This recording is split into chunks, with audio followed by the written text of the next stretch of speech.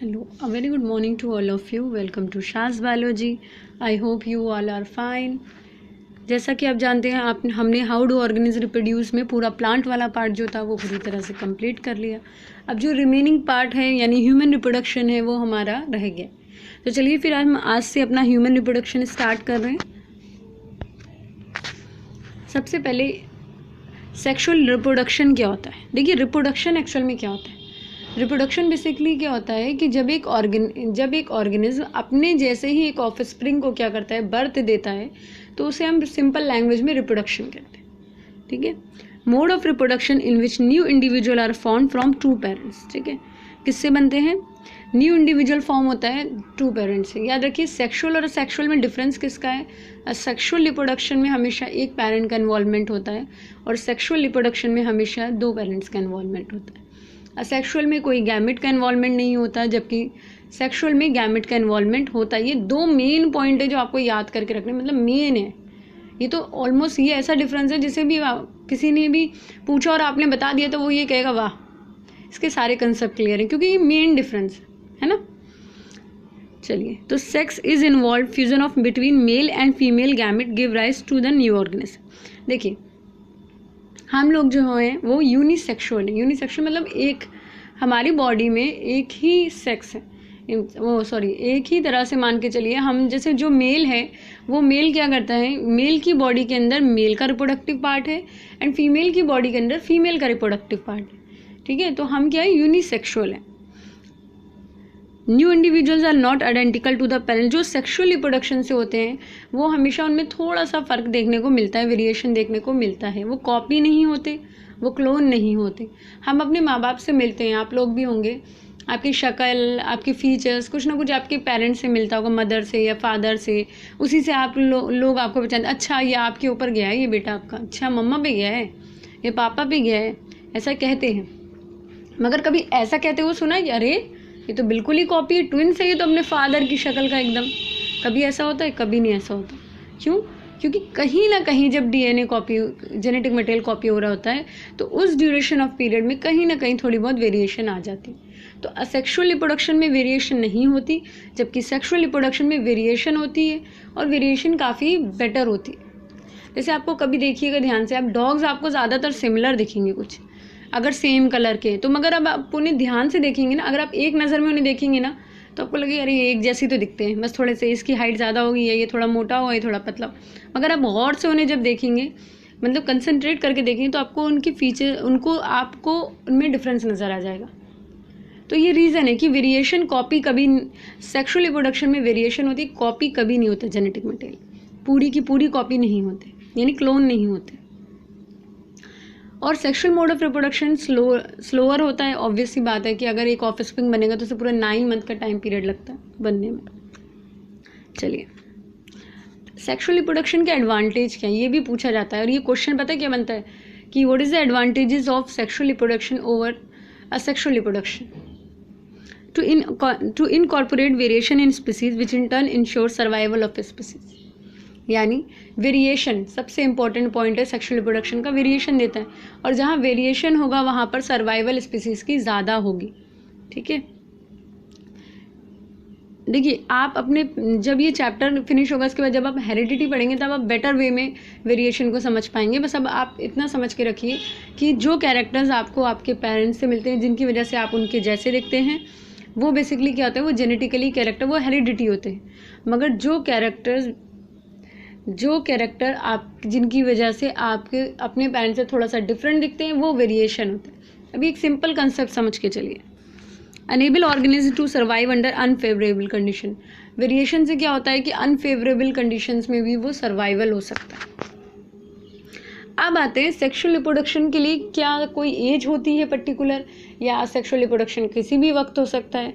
तो particular sexual reproduction के लिए एक एज है, यानी आपके जो सेक्सुअल रिप्रोडक्शन के जो ऑर्गन्स हैं वो आपके जो हैं उनको मैच्योर होने के में एक एज लगती है, और एक मैच्योरिटी एज के बाद ही आपकी बॉडी के रिप्रोडक्टिव ऑर्गन्स फंक्शनली वर्क करते हैं। ठीक है। जो उनका काम होता है, यानी गैमेट्स बनाना, हार्मोन सिक्रीट करना, वो सारे मेन काम। चलिए, तो सबसे पहले व्हाट इज़ पुबर्टी। पुबर्टी क्या होता है, आपने कई बार सुना होगा, है ना ये वर्ड, तो पुबर्टी के बारे में आज जानते हैं। Refer to the stage of human development encompassing the transition from childhood to adulthood. जब आप चाइल्डहुड से एडल्टहुड की तरफ जा रहे होते हैं, यानी बड़े हो रहे होते हैं, तो वो टाइम पीरियड आपका पुबर्टी कहलाता है।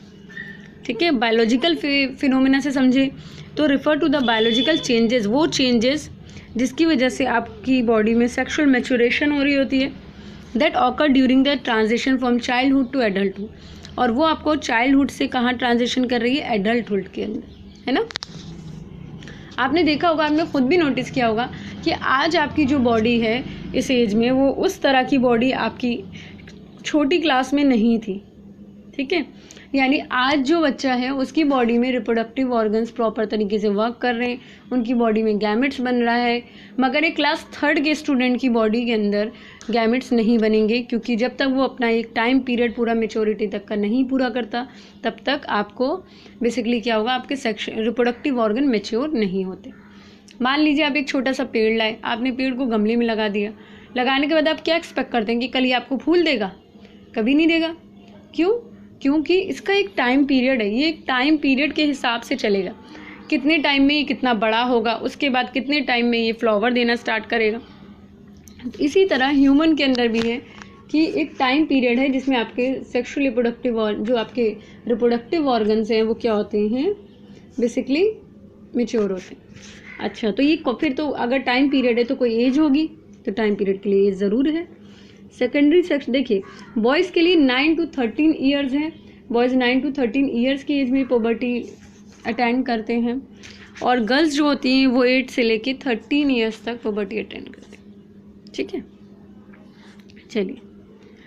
Auxiliary hair begin 12 to 14 years. Axillary hairs जो होते हैं वो कहाँ से वो बिगिन होते हैं, कब? 12 से लेके 14 ईयर्स के अंदर अंदर। फेशियल हेयर 11 से 14 ईयर। प्यूबिक हेयर डेवलप होते हैं 12 to 15 ईयर्स। ठीक है, फीमेल में जो कैरेक्टर चेंजेस होते हैं वो ब्रीस एनलार्जमेंट होते हैं, ऑक्सिलरी हेयर डेवलप होते हैं, प्यूबिक हेयर डेवलप होते हैं, बॉडी मेंस्ट्रुअल साइकिल स्टार्ट हो जाती है। तो ऐसे बहुत सारे कैरेक्टर्स होते हैं। मेल की बॉडी में उनकी हाइट इंक्रीज होने लगती है, वॉइस डीपर होने लगती है। ठीक है, फीमेल की बॉडी के अंदर ब्रीस्ट एनलार्जमेंट होने लगता है, दोनों की बॉडी में उनका गैमेट बनना शुरू हो जाता है। तो ये चीज़ ठीक है। अब तो गैमेट बनने लगता है, बार बार ये गैमेट वर्ड आता है। गैमेट का मतलब क्या होता है? गैमेट बेसिकली देखिए, मेल और फीमेल की बॉडी के अंदर उसका अपना गैमेट बनता है। मेल की बॉडी में एग बनता है जिसे हम ओवम कहते हैं, जिसे एग कहते हैं और ओवा भी कहते हैं, और मेल की बॉडी में स्पर्म बनता है एंड फीमेल की बॉडी में एग और ओवा बनता है। ठीक है, ये डायग्राम आपके लिए इतना इंपॉर्टेंट नहीं है क्योंकि आपके सिलेबस में भी इतना ही डायग्राम नहीं है। चलिए, तो फिर गैमेट्स के बारे में जानते हैं क्या होता है। Gametes are the sex cells, ये सेक्स सेल्स होते हैं। In some organism male and female gametes are identical to each other आइसोगैम।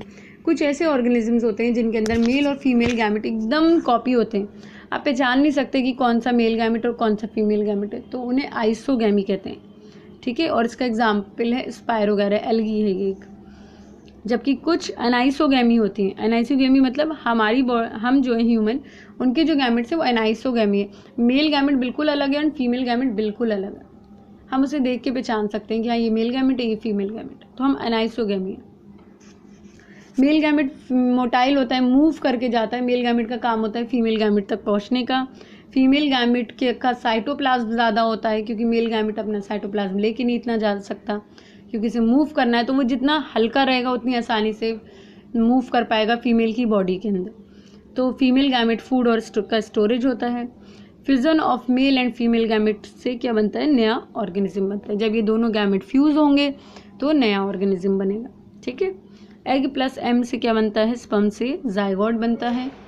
तो आई होप आपको ये पॉइंट समझ में आ गया होगा, फर्टिलाइजेशन वाला। ठीक है, तो एग जो है यहाँ पर वो अपना 23 क्रोमोसोम लेके जाता है और जो स्पर्म है वो अपना 23 क्रोमोसोम लेके जाता है, तभी हमारी बॉडी में 46 क्रोमोसोम बनते हैं। अब आप ये सोच रहे होंगे कि ये नंबर कहाँ से घट गए, 46 से 23 कैसे हो गया? तो बेसिकली कैसे हुआ कि जब आपकी बॉडी के अंदर जो आपके जर्म सेल्स हैं, मतलब रिप्रोडक्टिव पार्ट के अंदर जो सेल्स हैं, वो आपके क्या करते हैं, जब गैमेट्स बनाते हैं तो गैमेट्स बनाने की ड्यूरेशन ऑफ पीरियड में एक प्रोसेस होता है मियोसिस, ठीक है। मतलब बेसिकली सेल दो तरह से डिवाइड करते हैं, एक माइटोसिस और एक मियोसिस। मियोसिस के अंदर क्रोमोसोम नंबर आधा हो जाता है जब डॉटर सेल्स उनसे जो बनते हैं, और माइटोसिस में क्रोमोसोम नंबर सेम रहता है। मियोसिस के अंदर 46 से क्रोमोसोम किसमें टर्न होता है, 23। देखो अगर मैं हूँ तो मेरे अंदर 46 क्रोमोसोम है, ठीक है, मगर मेरा जो गैमेट है वो तो 23 ही होगा ना। कैसे, मैं कोई मेल का गैमेट थोड़ी ना दे सकती हूँ, मैं तो सिर्फ फीमेल का गैमेट दे सकती हूँ, और फीमेल का गैमेट के अंदर क्रोमोसोम कितने, 23। हाँ ये सही है कि 46 क्रोमोसोम होते हैं हमारी बॉडी में, मगर हम अपना गैमेट दे सकते हैं। अगर कोई मेल है तो मेल अपना गैमेट देगा, फीमेल का गैमेट थोड़ी ना दे देगा। तो 46 कैसे करेगा नंबर पूरा। तो जो 46 नंबर पूरा होता है वो बेसिकली आपका किससे होता है, 23 इससे होता है और 23 इससे होता है, ठीक है। यानी 23 इससे, 23 इससे, और ये 23 मिलके बन जाते हैं 46। इसे क्या, जिनके क्रोमोसोम नंबर 46 होते हैं उन्हें हम डिप्लॉइड कहते हैं, और जिनके क्रोमोसोम 23 होते हैं उन्हें हम हेप्लॉइड कहते हैं, और उन्हें एन से डिनोट किया जाता है, ठीक है, स्मॉल एन से। एन प्लस एन बनता है 2n, ठीक है, n प्लस n बनता है 2n। तो आई होप आपको ये समझ में आया होगा कि मियोसिस क्या है। अगर यही होता, अगर ये मियोसिस नहीं होती तो मेल भी 46 क्रोमोसोम देता, फीमेल भी 46 क्रोमोसोम देती, फिर उनके जो दोनों बच्चे होते उनके क्रोमोसोम कहाँ जाते, फिर उनके बच्चे और क्रोमोसोम देते। तो सोच के रखिए कि क्रोमोसोम का नंबर जो है वो बढ़ता चला जाता और उससे कई सारी प्रॉब्लम क्रिएट हो जाती। तो एक स्टेबल नंबर बनाने के लिए आपके सिर्फ रिप्रोडक्टिव पार्ट के अंदर मियोसिस होती है।